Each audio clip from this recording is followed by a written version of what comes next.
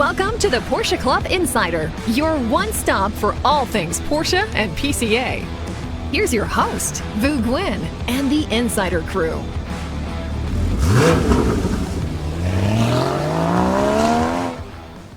Here we are at episode 40, almost the end of 2022, middle of December. Here with Manny and Damon at the table and Robert at the controls. How are you guys doing? Well, you got to tell listeners that we just got back from our holiday luncheon with the office staff at a very nice Italian restaurant, and we got the whole appetizer, entree, and dessert. Carb load. Yeah, Yes. I don't think the coffee offset the amount of. Well, this was a new place. carbs we Did you guys like it? I've eaten at their other restaurant in what do we say it was? Turf Valley. Turf Valley. Yeah, it's very good. So shout out to the Tafachi's restaurant in near Maple Lawn, and they really took care of us. And the fun part was not only being together, but we have our annual tradition of a costume contest. Yeah, we did, and I think somebody won it for the first time ever. Maybe No, not first time ever. Not ever. Not ever. I don't know. I haven't won. Been a little while. I haven't won in a while, but I brought my A game. I got to say, it wasn't really creative. There was no creativity to your contest, to your costume. You just bought it and put it on. So Okay, true. that's what I did, but True. it's all about the execution. Right. And Vu is literally rolling around on the ground.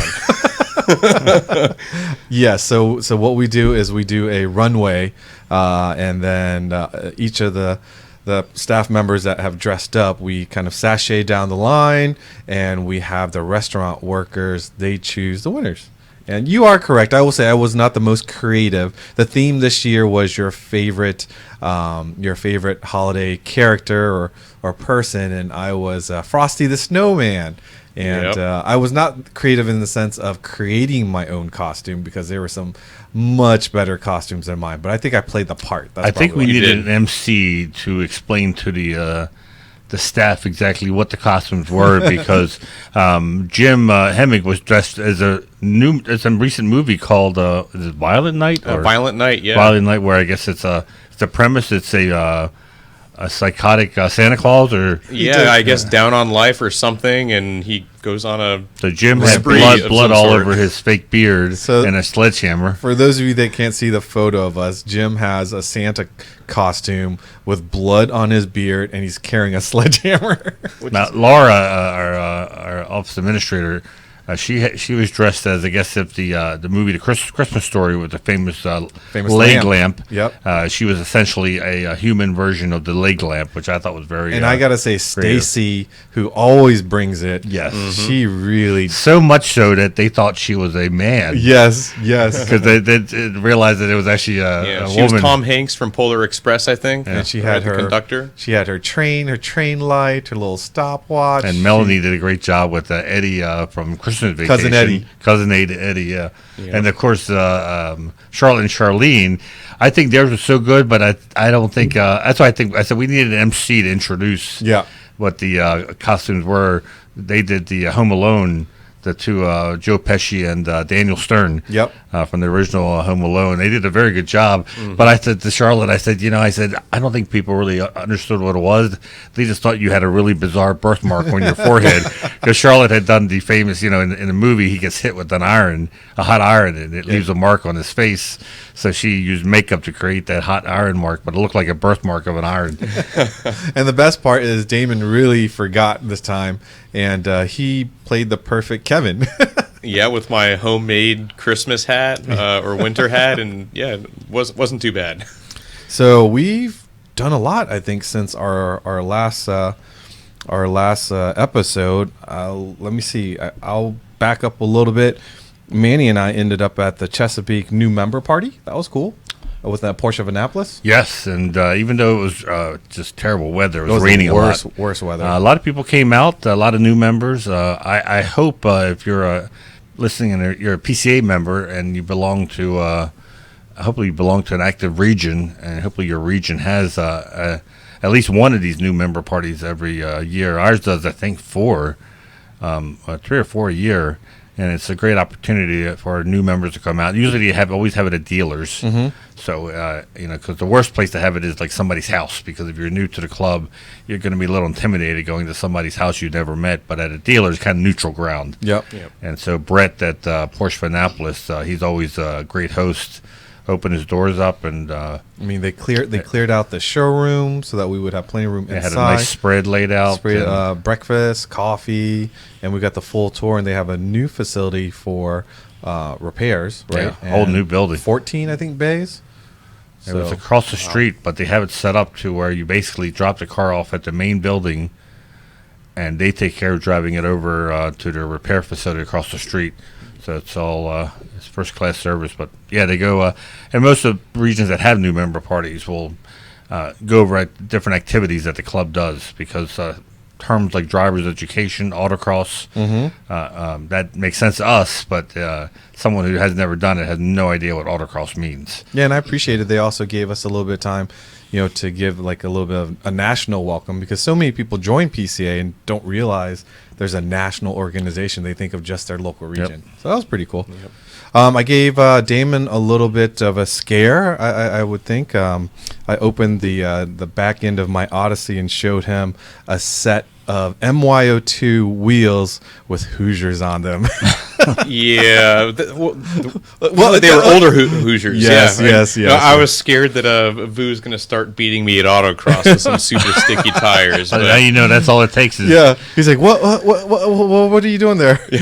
No, fortunately, he's like, no, I've got my Pirellis. I'll stick with those for a little while. Yes, and I'm like, I think so. So the whole thing is David Critcher, one local of PCA autocross hot shoes. He used to run a 993, but now he's moved to a GT3. So he's kind of making his 993 back to stock. And if you're not familiar with an MYO2 wheel, it's a Carrera lightweight around 02. It's a thin 5-spoke. It's one of the lightest wheels Porsche has ever made, save for maybe the modern GT wheels. And did you know who makes the MYO2? Is it Fuchs? I Nope. was going to say Speedline. One more guess. 3 letters. Ronal? 3 letters. BBS. BBS. Oh, interesting. BBS, yes. Super lightweight. They're a 5-spoke design. Very simple. Very easy to clean, which is one of the reasons I love it. But I rock those wheels currently on my 996, but it has a matte finish with like a red trim around the edge. And I've rocked this look. My 996 is a black Aero kit car with matte black wheels and the red trim, and I've rocked that look for well over a decade. So this new set, should I keep it silver as OEM? I'm thinking maybe my favorite color is green. Do I do like a Viper green? I'm not going to do Club Blau because I know Manny's going to go that direction with his car, because I don't want to do Club Blau and black. Club Blau and black. I don't know, because you look at the new GT4 RS with the gray with that bluish wheel. That looks pretty cool. But I'm not gonna do blue. So what I find funny is that you've had that black wheel with the red stripe for so long. Yeah. And now Porsche is starting to do the stripe around the I know. perimeter. Yeah, they started and that. now you're moving away from it. Exactly, because I don't. It's like you put it I'm on. I'm a trendsetter, baby. Trendsetter. But you put it on when Porsche did. When the 991.1 came out, that's when you also put it on. No, I've had those wheels forever. You had the wheel, but the stripe. The stripes have been like that forever. At least 8 years. Still longer than that. Longer than that. You may have to look back in the files. You're getting older. Am I You're rewriting? We're starting to forget things. I know. We are rewriting history. But anyways, yeah. So I was thinking maybe all red. Maybe I don't know. We'll see. So what do you guys think? What do you? Not all red. Not all red. You should To me, that do would- white. Do white on the black car. Do all white. I've seen gray wheels. Have you seen gray wheels? I saw that at Isn't that kind of like silver? A dark gray would no, look good. it's like a matte gray. It's like a matte gray. And actually, where this all started, because I've always wanted to do this, and Porsche's already done it. What's the gold color? Neodyne, because that reminds me of like the old like Johnny Player. Is that gold or green? Neodyne? Yeah. Neodyne's gold. Well, to you, I don't know. It's what like it a is. matte. It's like a It's matte, almost gold. Matte gold. Yeah. So I like that Johnny Player special look. So I don't know. I've got some time to think about it. Just Are you highlighter green. Are you intimately associated with Johnny Player? Because I call him John Player. Oh yeah. Yeah, you know, me and We're Johnny not on a first name basis like me that. and Johnny go way back. Anyway, so we'll see what color that ends up, and then what's tires. Do I just put my Trofeo R's on there, or do I go with something? You that know makes... my thoughts. I think A052. Those are probably as good, if not better, than the Hoosiers for autocross. Honestly, although I could just be saying that. I think there's more in the Trofeo R's. Like I still need to drop. But I don't think you can get it out of it. huh? Because I think you got to get either what Damon's running or Hoosiers. Because the thing is, on a hot day, I am on fire with those tires. But on a cold day, not so They take much. too long to warm up. Yeah. So I'm going to pull out my excuse book now and say that I'm going with Kumo V730s, which are proven to be slower than the A052. So if I don't beat you Wow. next year, Oh, he's already throwing out his excuses. Really? I was going to tell you should do what I always wanted to do in club racing, and that was to get a bunch of Hoosier tire stickers that come when you got a brand new tire. Yeah. Just to put it on my tires, even if they weren't new, They're not. because at a club race, the intimidation factor of showing up to the race. Yeah. Because I would run these guys and be within like tenths of a second, and then we get up there for the actual race start.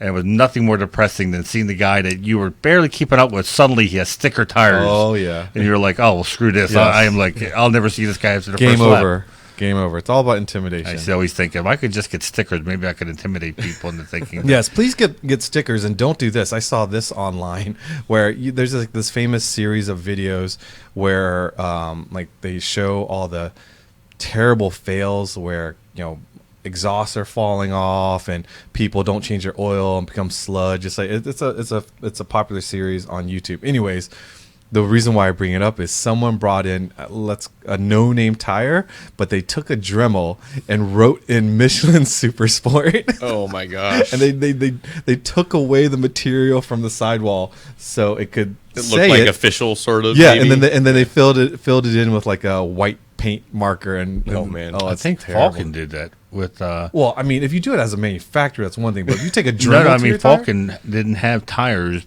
for like they were showing last year's winter.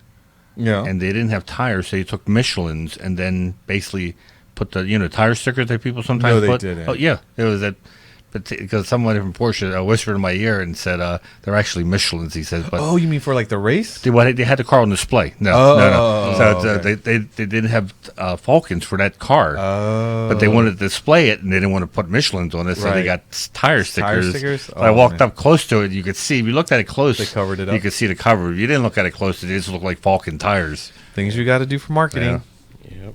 Just wanted, by the time you listen to this, good luck to everyone that participated in the fall PCA member only raffle. Hopefully we have gotten to 6 vehicles that we'll be giving away. The number 1 car is the America GTS, and then hopefully following that 5 other 911 cabriolets. So if you get a knock on the door, please open it, because I would love to surprise you with your new car. Let's see what else. I guess. So this is Thursday. This will air Monday. Monday. So the giveaway for the Instagram still going on. The shoes. Oh yeah. So if you haven't followed on PCA's, Is it Instagram or Facebook? Too? Instagram. Instagram. You can And- find it on Facebook. We're pointing you towards Instagram. Do the Facebook people know that? Because there was a ton of comments. They were Oh. and I was wondering if it was just. We're trying to get them onto Instagram. Yeah, trying to so do. But this I don't is- think they're getting the message. we're slowly getting them there, and this is thanks to Bogdan's initiatives. We have a pair of PCA Classic Club Coupe PCA Wild Rider sneakers that we're giving away. There's still a few left from Porsche Design, so we've reserved a pair or so for winners here, and you're basically make sure you follow PCA's Instagram page and recommend to a friend to follow us. Obviously we're doing this to get spread the word about PCA and everything that we're doing, but the shoes are doing fantastic. I was going to say, because my wife told me that our daughter loves these shoes. I know. And which I was surprised, because I guess to me they look like for a little older generation. But she said, No, oh, she loved them as soon as it's she the saw them. latest. It's the latest, and people are making their own Instagram reels, like chilling next to their 911 and showing off their shoes. So it's very cool. I'm glad people like them. But get them before they're gone. Don't just wait for the free one. All right. Maybe we should talk about our little trip to Chicago. Yeah, so LN Engineering, we went out there to film a video series, and we'll give you a little preview here on the podcast. But basically, we wanted to find out everything we could about bore scoring, which is an issue that some Porsches in the mid-2000s and later suffer from. Even earlier than mid-2000s, he said. Yeah, so I believe it's all the 3.4 liter motors, 3.6, Basically, 3.8. It can happen. It can happen to those M96, M97, and later motors. Yeah, but we got a tour of the shop at LN Engineering, which if you're watching the YouTube channel, you're seeing a bunch of, or if you're not watching YouTube, you're seeing some CNC machines and a bunch of employees building and creating all the cool parts. It almost looks surgical and looks so clean. It's clean in there. It's impressive.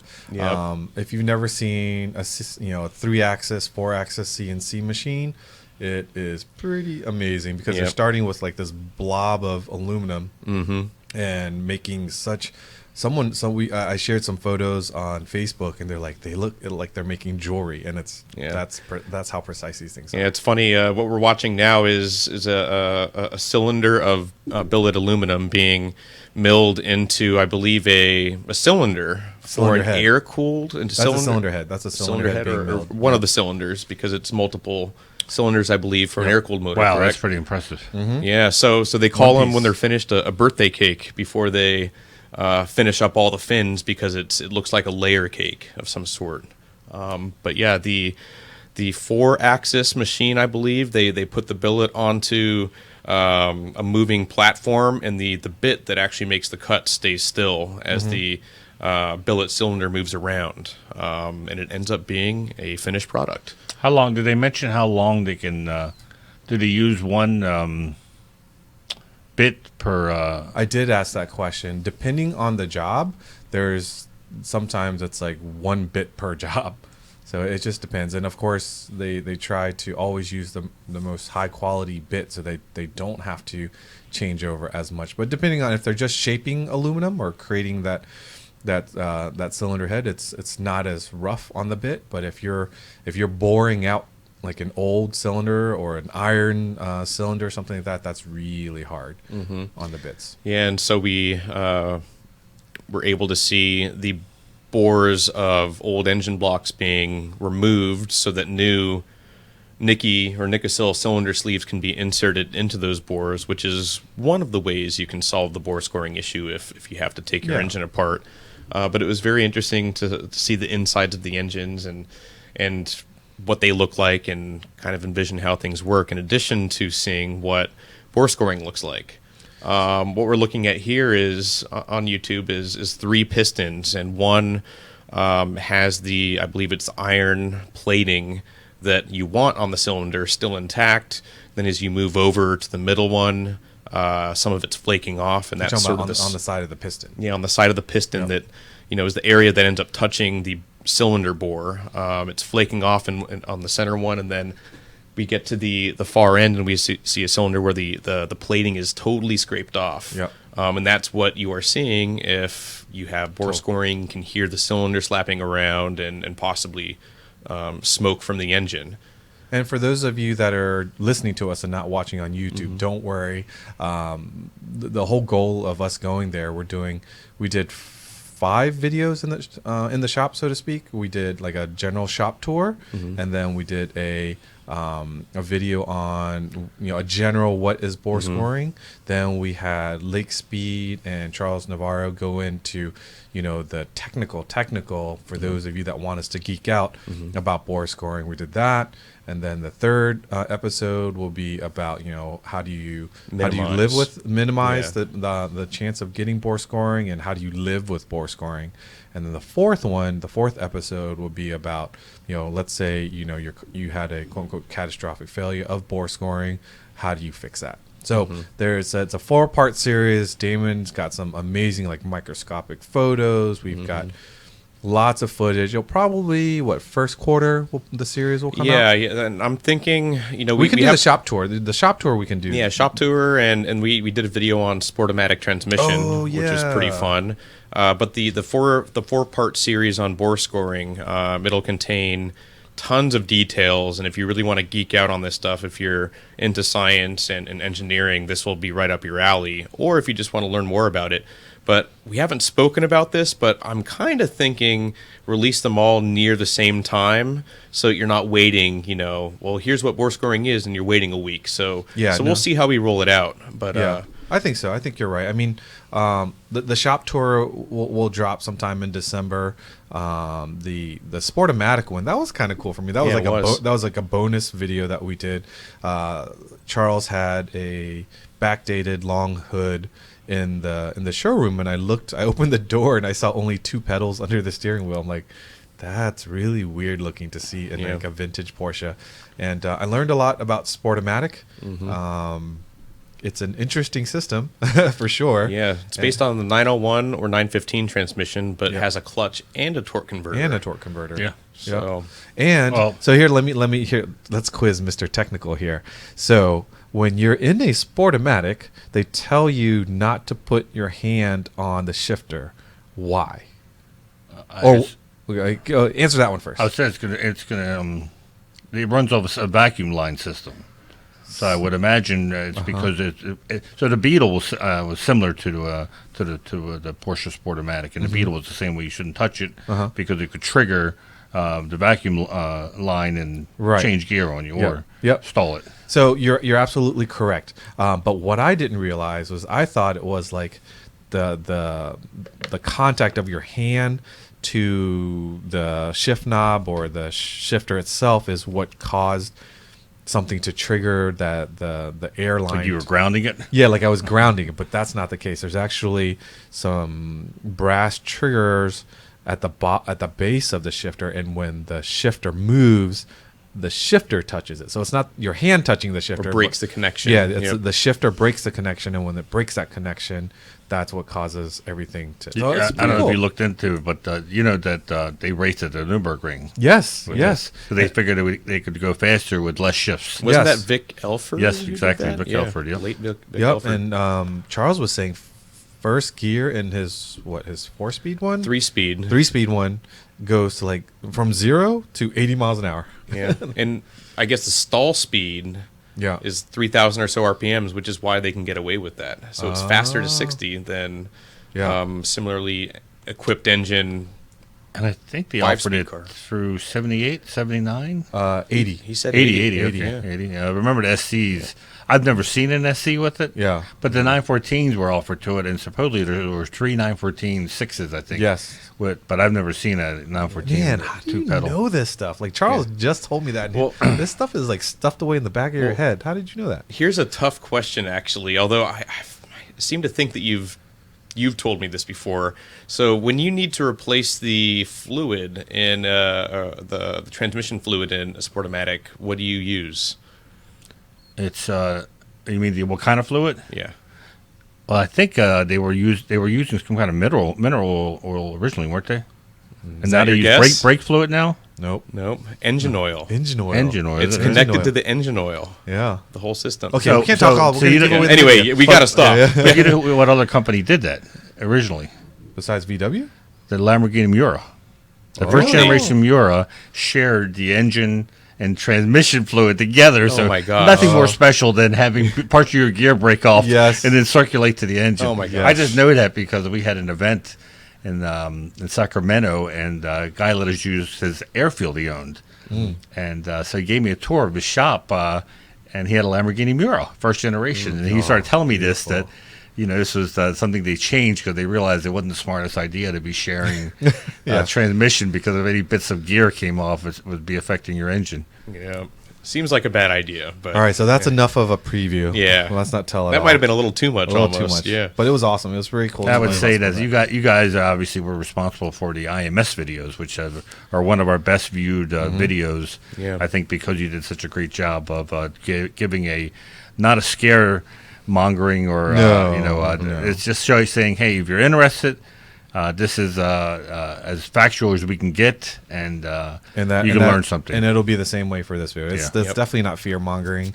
It's not a common occurrence, but if you want to know what it is, there's so many people that I talk to, that you say bore scoring, they're like, oh, I've heard about that, but they really don't Can't know what explain it is. exactly. They can't explain it. Like just the fact that here's, again, not to give away the whole video, but just the difference between Locacil, Nicosil, and Alucil. Just those three alone, most people have no idea what the difference And is. I don't know if you mentioned about Lake Speed Juniors Yes. part of Yep. this video. So Yep. those of you who are Tech Tactics fans, either on the event or live, know how great of a presenter he is. So I'm excited to see how. Yeah, it's gonna be an awesome How series, and we're discuss gonna it. take our time to, fill it full of technical stuff. So you guys will love it when it comes out.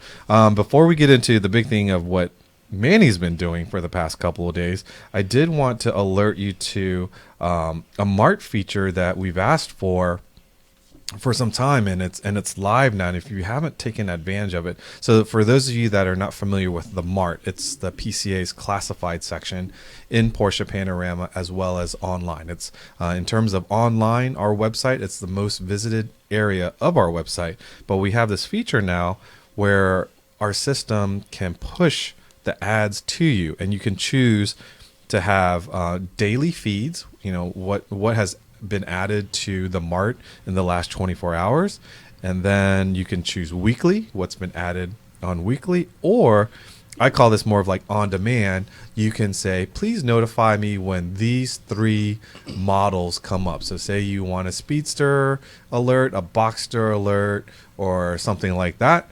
If anybody posts those models, then you instantly get a notification. So it's just, those of you, Ian, I'm talking to you. If you're looking for a Porsche, put your 3 requests there, and as soon as it lands on the Mart, it's going to send an email directly to you.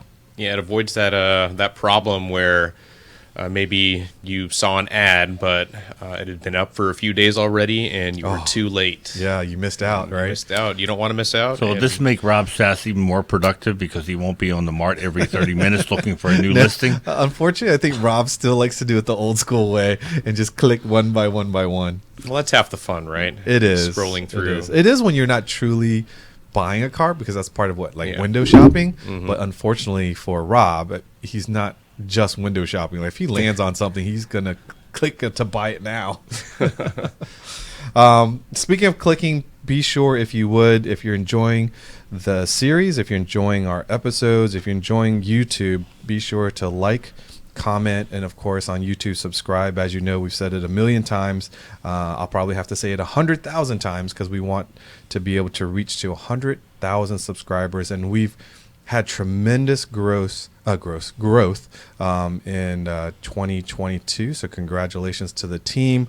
But we're never going to settle. We keep our foot on the throttle, and we're going to get closer and closer to 100,000 subscribers with your help. So, and now presenting the ultimate subject for today's podcast, introducing I didn't realize that I was going to be the ultimate subject.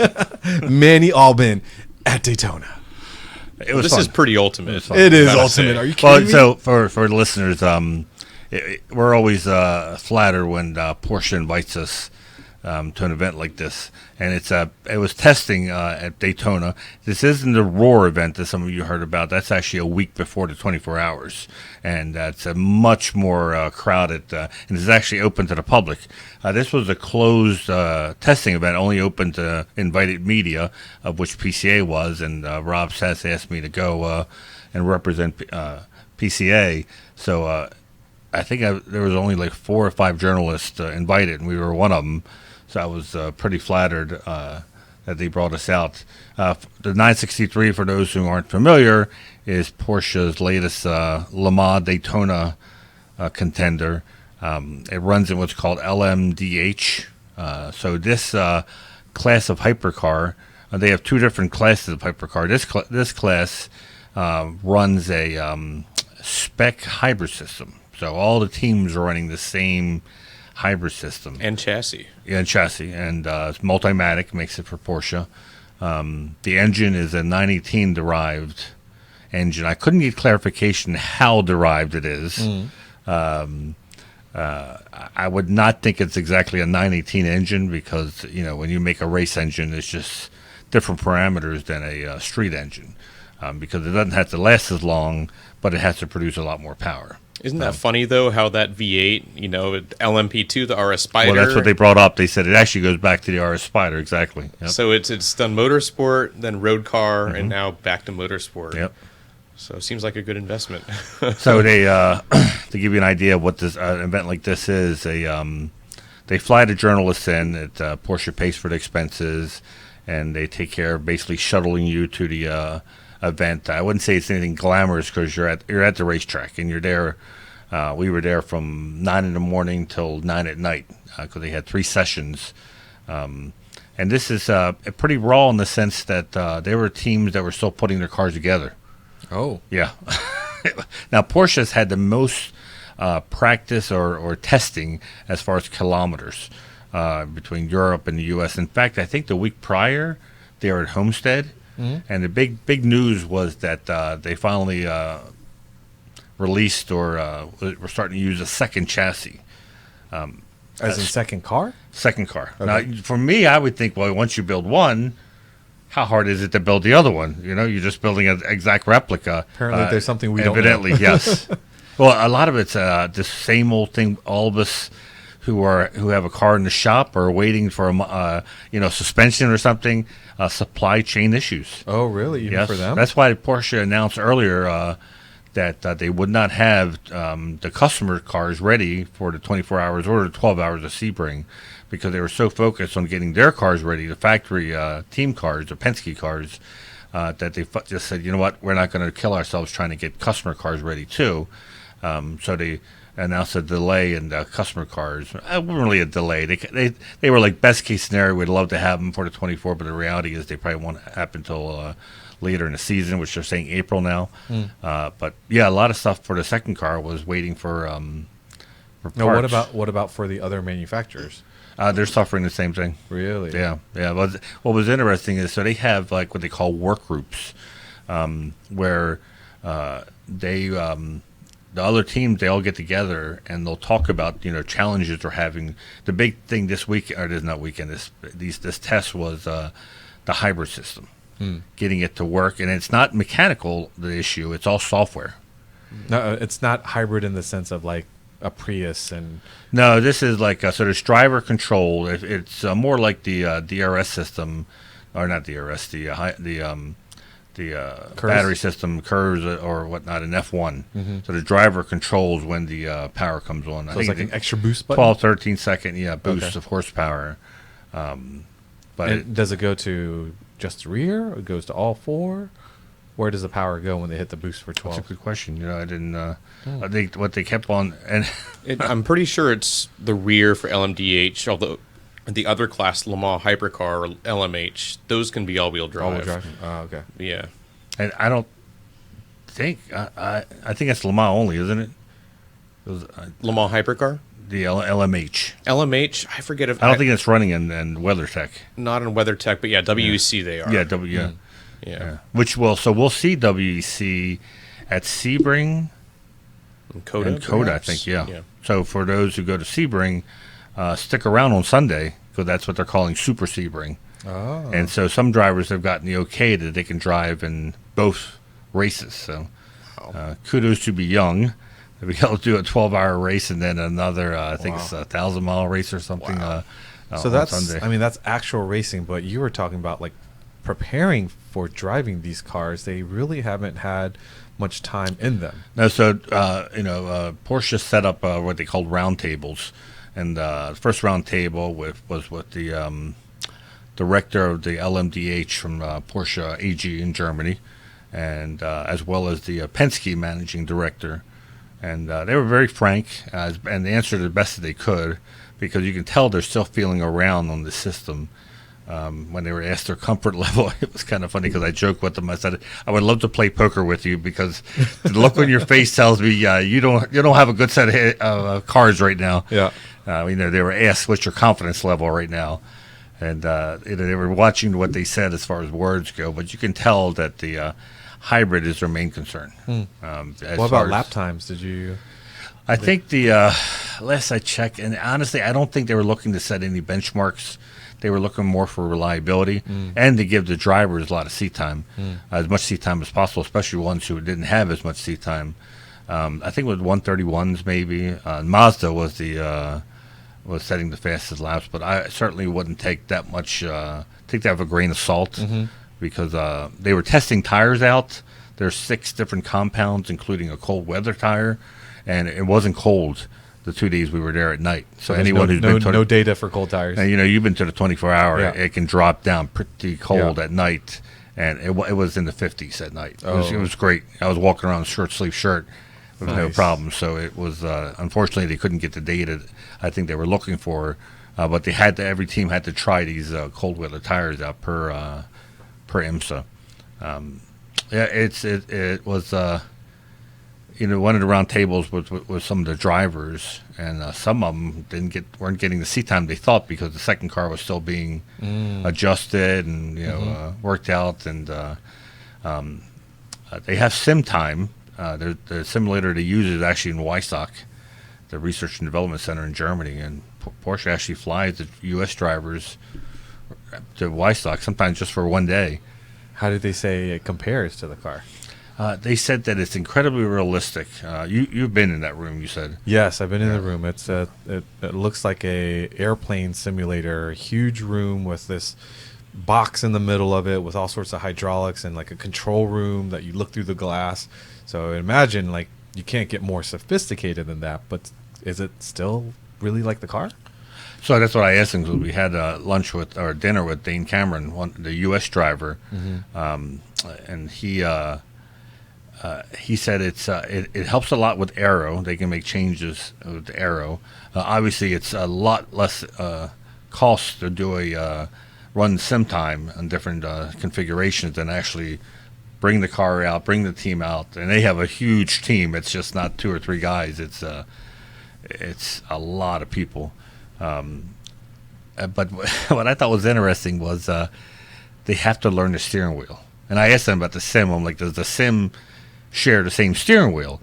Because they have to learn what all the switches are, what and all they're the different functions are. Yeah. than like the 919. Yeah. And they're given a PDF manual, sometimes changes daily. What those switches mean? And there's like a 30 or 40 page manual they have to memorize. You have to read and understand, because when they're on the track, they'll get a call, just like you see in Formula One. They're giving them a code, and that means you got to change these little switches, and you got to understand how to pull the switch out and turn it. And he goes, you can always tell the drivers they didn't do their homework, because there's like silence on the other end. You said, do what? Followed by a, how do I do that again? Right. So it's the steering wheel was, because I asked him, I said, is the sim the same steering wheel, and can you obviously learn from that? And the answer, he said, he goes, if they can keep up with the changes, it would help us. Oh, wow. Sometimes it changes so much, because to me it's pretty cool, because the 917, the 956, 962, they were all at this point, at one point in their development, where they were getting them ready to become a customer car, but it just didn't happen overnight. So what I got to see was how Porsche gives birth to a brand new race car. By the way, there's no pressure, but next year is the 75th anniversary, and all they hear is 20, the number 20, because they want the 20th Le Mans.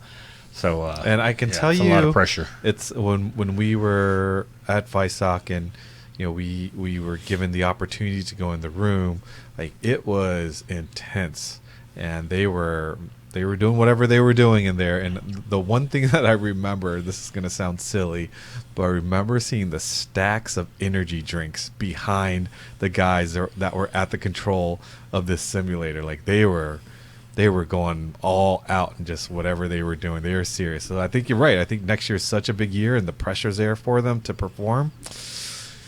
My hat's off to them. I go to it, and we will be so proud to stand. I asked one of the Porsche guys, I said, it seems like Porsche has the biggest presence here.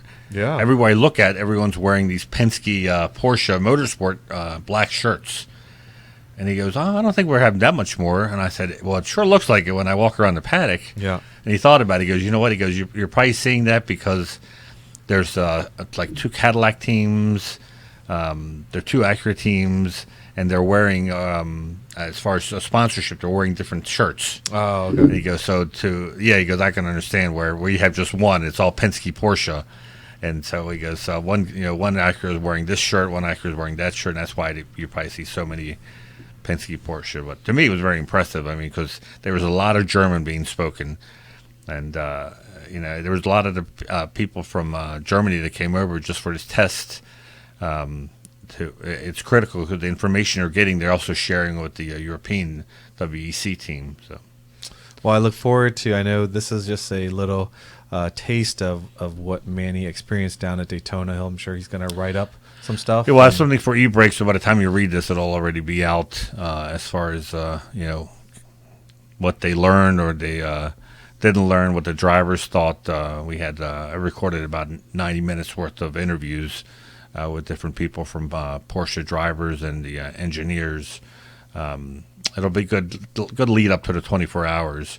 And if you're thinking about going to the 24 hours, this will be the one to go to. It's going to be fascinating because they don't know how reliable this new hybrid system is going to be, and it's going to be almost a game of poker where you're waiting for someone to make the first move. So I said normally 24 hours now are sprint races. There's not an endurance; it's all out for 24 hours. But will you do that when you're not 100% confident in the system? And they looked at each other and they just didn't want to answer. One guy was waiting for the other person to answer. You don't want to jinx it. Hello. Yeah. So basically, I think they're going to wait to see. And to me, that makes it as exciting because you have all these manufacturers. They're actually oversold on entries. So they're going to have to do not a lottery system, but they have it called a reserve system because you have a lot of these teams are asking for 3 cars. Oh. Not just 2. And so as far as spectators, it's going to be a full house. I think 61 cars is the limit, and that's because of pitch space. So that's a lot for a race. For a race that, if you've been to the 24 hours and any time in the last, 10 years, these cars are uber reliable. Yeah. I was telling some of the people there, when I started going in the early 90s, you went back at midnight to Daytona, and half the field was in the garages being fixed. Nowadays, you're lucky if you see 1 or 2 cars. Yeah. It's just, this is a 24-hour-long sprint race. Speaking of seeing cars, I think you sent a photo of the FAF car? Yep, that was there. It seemed like it was running fine. Yeah. I think the only GT cars we saw was the FAF and the Lamborghini. Excuse me, the Ferrari Risi Competizione had their car running as well. FAF was full out, their plaid livery. Their livery, yep. Drivers with their, I don't know if you've ever seen their driving suits, but they're like jeans, and then the flannel shirt. It's all Nomex, right? But it's made to look like, I guess, a lumberjack. It's pretty cool. Nice. All right, so in the news, what do we got? Let's see. The 911 ST spy photos hit.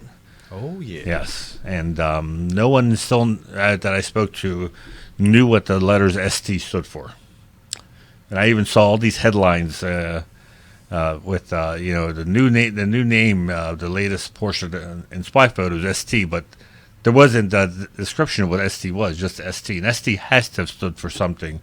Obviously the most common guess is Sport Touring, but that to me that doesn't really stand in line with how they've named other because usually they use German words like the 917K was like Kurt, which was short. Then you have the long heck. I know I'm pronouncing this really bad for Germans, but that meant long tail.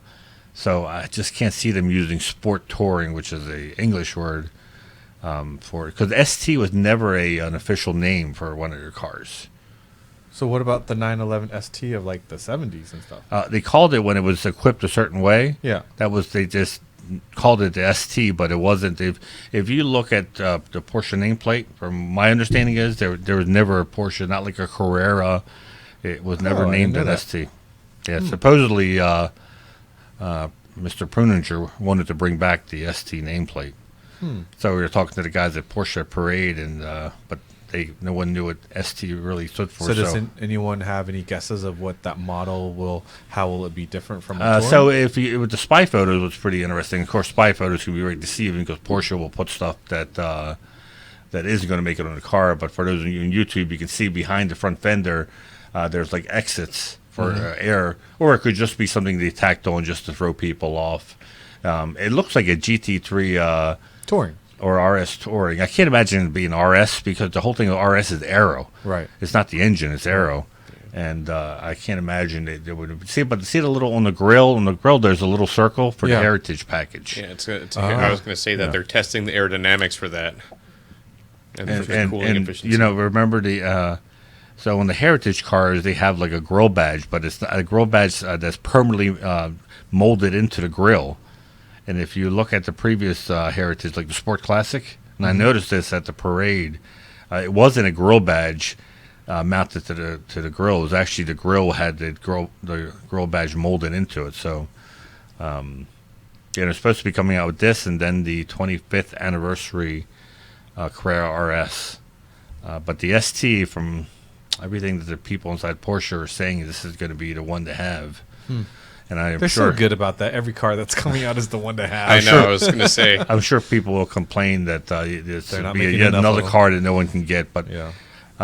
I still think it's cool that they're coming out with these awesome cars that, I can't afford to buy one, but that doesn't mean I can't like them. Yeah, well, I just love the fact that it just brings, the spotlight to the brand, right? Where they're still churning out. That's not amazing supposed to, it may not come out to, I don't know if that's they're going to announce something at Rennsport. Last time they announced a 935. Yeah. So I'm very confident they're saving something like this for Rennsport to make a big announcement. I think last time actually they announced the special Rennsport edition, but the 935 last time was the big announcement. So we don't have Jim Hemmig with us, so you're going to have to explain to me what the heck all this blue chip stuff in Puma. So they basically have it's like a blue chip list index, and Porsche's done so well with their stock, and Jim of course constantly reminds me sometimes by the hour of what the Their price stock is up. Their stock is down. It's back up again. And there's and it even increased the amount of German companies on the index, but it's still basically replaced Puma. And of course, Puma was basically like, we don't. Well, they're a partner, right? Yeah, but that doesn't help. Doesn't help the shareholders. Right. But and I think this happened. Tesla got kicked off the top 100 or something. I know I'm butchering it up the story, but yeah, Porsche's doing well. I think it was a surprise. I think it was one of these things where they would have loved that happened in the first year, and the fact that it did, they're just really very happy. So that was. I'm happy for them, but I'm sad all at the same time that I'm not really a part of it. Like I'm not a part of it all. I just don't know that world. Wish you could have bought some stock, huh? Well, I could have, right? Because Jim's been talking about it the whole time, but I'm just not in that world, and But if you bought the stock, would you ever sell it? Well, you know how me and selling anything goes. So see, so you're I remember to buy the stock. It wasn't like something you just called up. Schwab and said, "Hey, I want to buy 2 shares of Porsche stock." You had to have a certain minimum. It wasn't that easy to buy the stock. Yeah, I think I remember Jim wrote an article on PCA.org. So if you search in the news section, Porsche stock, it was like $100,000 minimum. You have to have some asset, sort of or with that exactly. Oh. Yeah, evidently, your retirement fund doesn't count. Oh, It's got to be like a liquid asset minimum. I don't feel that bad now. Yeah, right. Hey, you might have to sell a couple of bikes to Exactly. To get there. All right, Damon, you want to talk about the Instagram shoe giveaway? Yes. So the Instagram shoe giveaway, Bogdan, our social media specialist, came up with a giveaway idea to help put a little bit of a spotlight on our Instagram channel. And this is the PCA National. Yep, at PCA National, if you would like to enter this giveaway. And we basically just want you to here are the rules. Like the post, you'll see them. It has a shoe on it, and you just kind of scroll one photo over for the rules. So you like the post, follow at PCA National, tag a friend in the comments, and share the post to your story and tag us at PCA National. And I believe if you are a member and you're I don't know how Bogdan is. You don't even have to be a member. You don't have to be a member for this. Nope, you don't Ooh, nice. No, because we're trying to bring, new folks. Gotcha. To So the if you PCA get the world. shoes, you got to join, right? Well, Is there yeah. a VIN number? Yeah. No, but it's It's they're just cool it's shoes. it's just a fun way for us to get PCA social media out there. So Yep. Please follow our Instagram page. We'd definitely appreciate it. It's free, right? it's Yep, free. it's free. It's free to do so. Also, what's free is our videos on YouTube They are. and what's coming up in that area. So we're trying to finish off this year very strong. So we have a couple videos that I've been talking about, I feel like, for a couple months that keep getting pushed back because we're filming other things that are more timely. But we have a 993 Carrera RS versus Carrera RS Club Sport video coming out, I believe the 19th, 12th or the 19th. We're getting a draft of that this week. We also have Vu driving a 2001 911 Turbo that is basically the closest thing to a GT2 with all-wheel drive they can get to for a 1 mile review. 600 horsepower on Angeles Crest. Yeah, exactly. So more horsepower than the GT2 from Yeah. back then. On Angeles Crest Highway, I drove an 07 GT3. Manny drove a 991.2 Carrera GTS. And then we also have a 72 911 ST replica. So when that video comes out, I'm going to have to connect with the owner of that car again and see if he knows what ST stands for, since he seems to be an expert on that. The official Unstock video is out, right? Yep, that just got released. So if you want to see what Unstock, our event over at West Coast Customs, was like in November, where we celebrate modified Porsches, head to our YouTube channel and watch the video. We interview some owners of some of the cars were there, or if we couldn't find the owner, did a presentation with Vu and Manny about those cars, about the CTR Yellowbird, an RWB converted 997, a 924 a Carrera GTS with a 968 drivetrain. Very impressive. Alfred's car. Yeah, Alfred Apkin, long time. As long as I PCA knew member. Alfred, I never realized that a 968. Yeah, me neither. I thought it was just a I thought it was a 944 turbo that Yeah. he Converted over. Yeah. Yeah, that was a 924 turbo, and yeah, Before you go to the next video, you want to know the reach of Unstock? the reach. The reach? What is the reach? So the reach, the story for today is Porsche Club of Great Britain reached out to us and said, hey, we would love to use some of your footage from Unstock because we would like to host one in Porsche Club of Great Britain. Oh, that's so cool. Very impressed. And maybe you can tell the listeners, because in our little chat group, someone asked who watched the video, they were like, what does that name mean? What does it mean? Unstock, unstock. It's it's our silliness. We love creating names that aren't necessarily German. It's not grammatically correct at all. And we were just throwing it around out there of what do you name an event that highlights cars that are not stock, and we landed on it's kind of Or your wife? my wife. Okay, yes, full credit. I'm trying to give credit to your wife Yes, here. full credit to my wife, and she said, "Wouldn't it be fun if we called it Unstock with the umlaut?" So it is grammatically terrible, but it to us being Sounds good. sounds cool to us, and I think cool to others. Isn't somebody, one of the comments was something about why do Americans, Yeah. and I wanted to say, let me introduce you to Rennsport Reunion, which is a German word and Yeah. English word, or Sports Car Together Fest.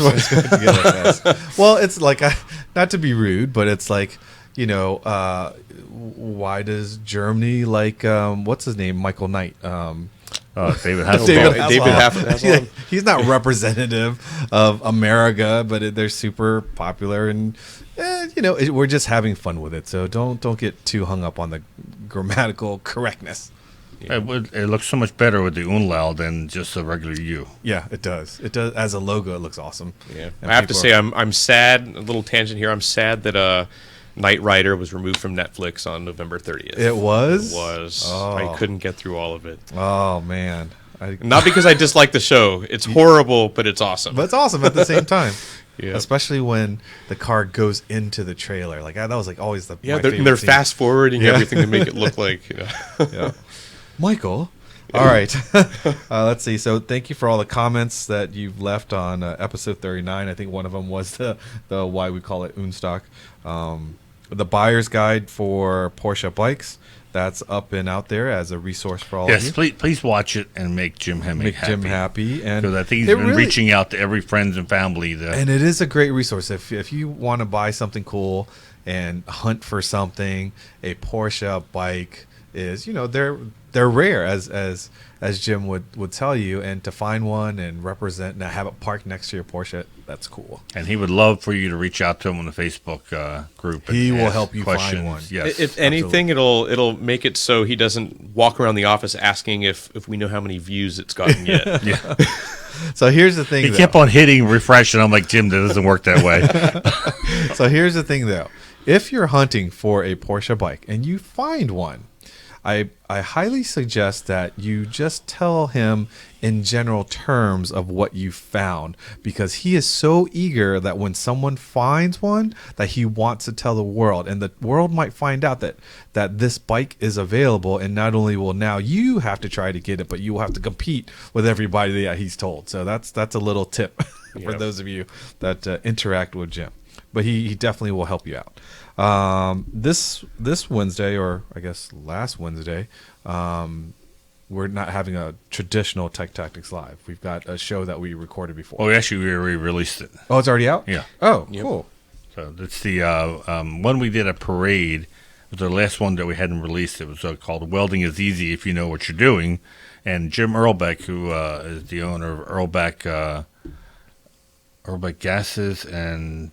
I should notice Something out here in Baltimore. If you Yes, but Jim, holy crap, he has done his whole life is welding and welding supplies, and he doesn't do this because he's trying to make sales. In fact, he just hammers to you that if you're going to buy a welder, buy it from a local welding shop that's going to supply the parts and give you the knowledge. He'll be happy to talk to you about what equipment you should buy, but he's not doing this to sell it to you. He'd rather you buy it from a local supplier, and that it's key to have a relationship and have that local. He basically said, don't look at the online to save a couple bucks. Yeah. Because you're going to have questions, and it's better to be have The a local relationship is very important. exactly with the shop. So, but he really made the welding. Something that a layman can understand, and the differences and what to look for. It's a lot of information in 1 hour, and it's not necessarily just Porsche-centric stuff. He talks about some of the processes Porsche uses for welding, but I wasn't sure. Sometimes we get these topics, and I'm thinking they may be so...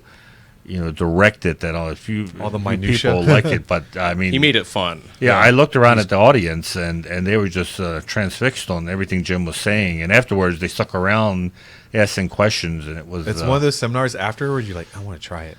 Yeah, well, how do you make welding a hot topic and just get Jim to present on it? Exactly. And just to circle back, it's called Earlbeck Gases and Technologies. So yeah. There you apparently Baltimore, and it looks like there's a location in Beltsville. Oh, That Yeah, I lives think in he's the area. semi-retired. I think his daughter now runs it. But he does every 2 or 3 years. He will have a mini school that he opens to the region, and it's basically a half day of, as he says, he'll take 16 weeks and compress it into 4 hours. Wow. But I took it because it was like $75, and I said, well, hell, I'll give it a try.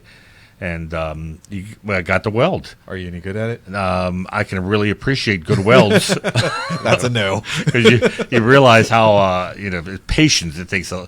There's difference between TIG and MIG. Yeah. But you can really appreciate these perfect welds. That it wasn't done by accident or a first timer. It takes some time, but it is pretty cool because they have pieces of scrap metal, and you get to weld I together would love to pieces try of that metal. someday. So that's pretty awesome. I've got a feeling I'll never use that skill if I ever learn it. I hope I do on my Porsche, but on the Camry, So next time there's this a school bunch comes, of stuff I can weld to that thing. you should look into taking it. It's like I said, he packs a lot of information, but Jim's great at making it so where a layman can understand it and make it very exciting. So we will have also, by the time you listen to this, we updated a video on cleaning or restoring your Porsche headlight. So Yes. back 3 years ago, we released a video, and we had polished a headlight, the Cayenne headlight, and then we used a clear coat to give it a protective coating. It's still the same 3 steps, but the last step, instead of spraying on like a spray paint can, a coating, you're actually using a ceramic coat, and you're applying it with like a wet nap, and it's a lot smoother. To me, it looks a lot better. So check that video out. It's super easy to do. It applies not only to your Cayenne that has been sitting outside and endured all the UV rays, but if you have your Camry or Honda or something like that, in less than an hour you can do both headlights, and it doesn't come back to 100%. If you're looking for a Concours look, definitely go. It's pretty impressive, though. It's pretty impressive. But neither did the one 3 years ago, and I think one of the main differences is that it's easier to avoid mistakes by wiping. Yes. Well, not the only stuff on not instead of only is spraying. it, because the spray paint, you put too much of a glob, It'll dribble down. then you really Stays. hose. well, this one you don't have the orange peel, which the last process had orange peel. This time you don't have to cover up your car for overspray. And you're right. The final look, I think it looks way better. It's really cool that a company, takes something that works and makes it better, even when they don't really have to. So I didn't think about it, and I should have. Here's what I can't find anywhere on the internet if someone's tried this on the soft window of a convertible. try it on your BMW. Well, I did. I wanted, and it hit me afterwards. I'm like, oh, I should have told Vu, whatever you have left over, I just want to try on a section of my because it's convertible back windows, junk anyhow. But just see would it clear up any. Interesting. Because right before you put that last, like you said, little hand wipe thing, it's like the It's amazing. it's like you have cataracts, and yeah. then suddenly you put it here and you have 20/20 vision. Yeah, it's it's really amazing. an incredible look at. And I thought, I don't want to spend like $20 for the kit to find out it doesn't work. You know what? I think I have a extra little towelette. But I've looked all over YouTube.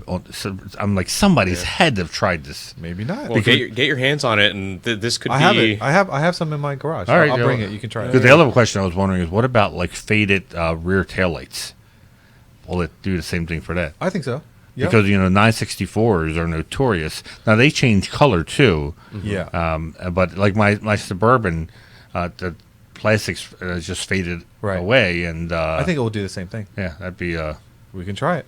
we'll go ceramic coat crazy. So by the time you're listening to this, I will actually be on the water for the Zone Fest cruise. Either having a good time or lost at sea. or seasick. I did have my appointment with my doctor to get my my motion sickness patch. Now, just in when case. he gives you the prescription, do you have to hand over your man card, or how does that work? I was going to say your GPS chip. Yeah, exactly. So, but the reason I like the Caribbean, because that water, knock on wood, you can hear me knock, the Caribbean water is usually Keep on saying that. a lot more. Is that what the Still. brochure says? It's a lot more still than say like the Atlantic or the Pacific. Is that what they said with North Atlantic with the I Titanic? like how we think that knocking on wood's going to change the fact that he just said that. I'm and- superstitious. What can I say? Now, is somebody going to record, because you're going to be an Iron Chef or something like that? Yeah, there's. I mean, Are they going to record? Somebody going to record this? Yeah, so this is like a mini parade. We've said it before, about 600 people on the ship, and we've got just tons of PCA content throughout the time that we're on the boat. So we've got seminars we've talked about. We've got Iron Chef people, and now we're actually changing. I'm going to be more of like a sous chef, and we're going to do demonstrations. We're having a comedian that's going to be doing like PCA and Porsche specific content. We have a mixologist. I didn't even know what. I guess I've heard of a mixologist. Is that a bartender? Yeah, well, like that movie that Tom Cruise was in, was it Cocktail or something like that? Like that level of. Are you going to try that? Like chucking the bottle up in the air and catching it? Yeah, exactly. I think we're going to go up there and like. Yeah, definitely you got to have video for this. So this will be great content for the podcast when you So come back. they are going to be videoing just about everything, because hopefully this will be a success, and that we'll have more opportunities to gather PCA members during the off season, so to speak, and go on another cruise. So that's the whole idea. And they're actually for the people that are on the cruise that are not part of PCA and can't get into the seminar and can't get into whatever activity we're doing, they're going to live broadcast it for the other people on the boat to see what the heck are these Porsche people doing. That's cool. I did finish off. Did I send it to you?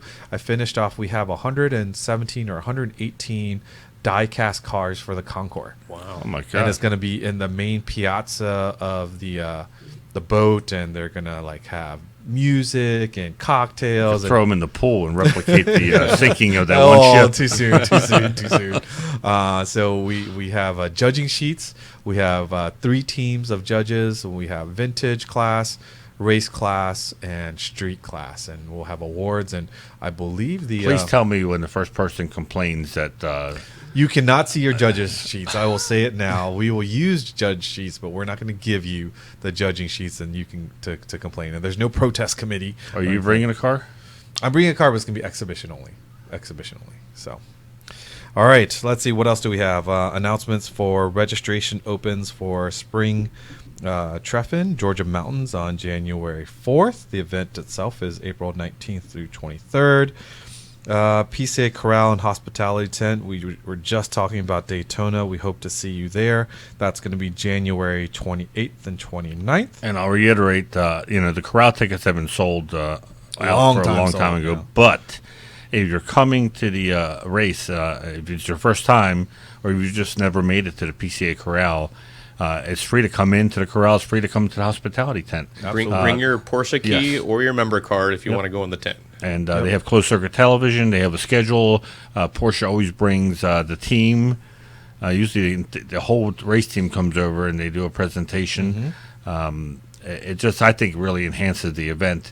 And I like to say we have our own grandstand. It's not specifically saying that it's PCA, but it's right on our property, as I call it.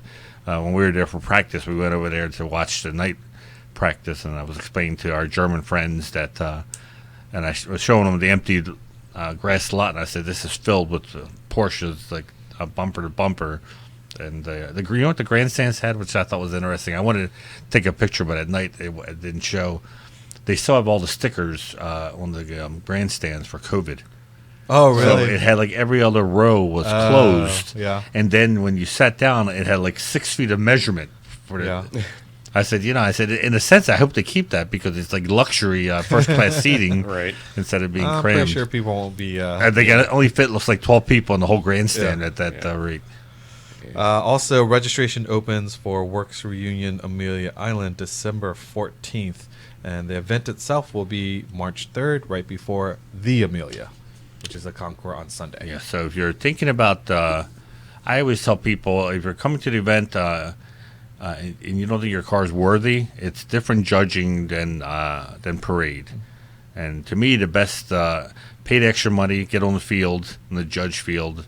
The judging's different than parade concours. And especially if you got a great story about your car. Yep. And, the judges love that. And it doesn't have to be a quote-unquote concours car to be shown on the field. Yep. I think we also should mention my event, as I call it, Tech Tactics. Oh, yeah. How did I just realized I didn't Oh, put yeah. that on the agenda. You did. I skipped over it. My bad. It's what it is Tech on Tactics update. Tech Tactics East. We're coming back. there? Yes, and this is confirmed now. Yeah. 18th, 19th of February. February. Yep. Yeah, and registration opens up January 19th. For those not familiar with Tech For Tactics, sure to sell out. yes. For those not familiar with Tech Tactics, it's one whole day of tech-related presentations, discussions. We do it at the Porsche Training Center. This is where they train the techs from dealers on how to work on the cars. So you have all these instructors from Porsche that are up on the latest models. I don't want to name the cars we're going to get, but they're like the two primo You just cars. want to be there. Let's just say that you want Yes, to be you there. don't want to miss this. They're as excited as we are. And We haven't had it since 2020 because we did I it know. in Oh March, my right gosh. before. Right before. Yeah, we went to Amelia Island, and that Amelia Island weekend, that 2020 was like the last weekend, and then And the everything world went shut to down. heck. Yep. We should mention that it's 2 days, but each day is the same. Yeah, so you only register you only for need to 1 day. register for one For day. 1 day. Yeah, whatever works for you. Are we still? Are they still offering the warehouse tour? I believe so. Yeah. Ooh, that's cool too. Yeah, If yeah, you the haven't done the people- warehouse tour, that's The great people at Easton are very excited about having us back. They were Terry, Rolf, they're awesome. Yeah, we had a conference call, and they are very psyched that we're going to do this again. And And this they isn't are just so- a job for them. This is their passion as well. Yeah, they're there on the Yes. weekends. They, For they don't us. work on Yep. weekends, so Yeah. they're coming just for us to open up for the 2 days, and I think the cars Porsche's right now trying to secure for us are going to. Most people haven't seen these cars in person, and they have have technical explanations of how they operate. And if you've been to a Tech Tactics, you know they put these cars up on lifts. I can't guarantee what they did to the 918 when they took the exhaust off. Let's and then they turned it on and ran it. Let's not talk about that one. But they're true enthusiasts. They really enjoy spreading the knowledge around on these cars. And they enjoy the fact that our members are also so knowledgeable and ask really good questions about what's the latest technology. And I think for those of you that are a bit too far to come to Easton, Pennsylvania for Tech Tactics, I think, Manny, you've got some plans that maybe we'll capture some of this to share? Yeah, so we're going to capture it. I'm not sure if it'll be live. I would love for it to be live. A lot of that depends on the internet connection. But at worst case scenario, we're going to record it and then release it like a week later. It looks like Porsche will probably let us do their presentation. Normally, it's been our meeting, our experts. Yeah. But because the information they're giving isn't proprietary, it can be shared. So once we get the okay, we'll make an announcement of when these will be, if it's live, when it's going to be put out live. So if you watch Tech Tactics Live, you'll see it's going to be very similar to that. We'll be taking comments, questions while we do the live show, and you'll, like Damon said, if you can't make it to the event, you get at least a little taste of what Tech Tactics is. All right. So with that, we've gone a little bit over, but we had tons of stuff to talk about. So the next episode, the question is, will I be here or not? And do I dare leave it to you two to manage the next episode? I'm a bit scared. So don't worry. We got it. God. It's not like the FCC is going to shut us down. Oh God, Robert, I'm leaving it to you to make sure that I will they say this: we have Anthony, who's our member services, and he did a driver's ed event for the first time, and he also does sim racing. He's very good at sim racing, and so we're on purpose. I haven't even discussed this with him, but we're going to talk about what his impressions were. Does it translate? Yeah, what he thought translated, because he had driven the track a lot on sim racing, so driving it in his let's see, have a Rabbit R, not Rabbit, Rabbit R, yeah, Golf R. Show my age here with the Rabbit, Golf R. He had a blast. He had a big smile on his face. So it'll be interesting. Here. Down the slippery slope he goes. Yeah. Oh yeah, he was already talking about modifications. And I joke with him, you better just go out and get hooked on heroin because it's a lot cheaper. All right, folks, thanks for listening. If you aren't currently a PCA member and you own a Porsche, grab that VIN and head over to PCA.org. We'd love for you to join in the fun. If you're not an owner, we've got the test drive program. We'll help you find that special Porsche. Also, remember to follow our podcast Instagram page, see behind-the-scenes photos, Porsche Club Insider, all one word. You can always message us. You can always email us at podcast@pca.org. But as we've always said, we love your comments on YouTube, your comments. Leave a review on your streaming platform. We'd love to see that and love your support. 5 stars, 5 stars. We'd love to see it. Until next time, stay safe, and we'll catch you down the road.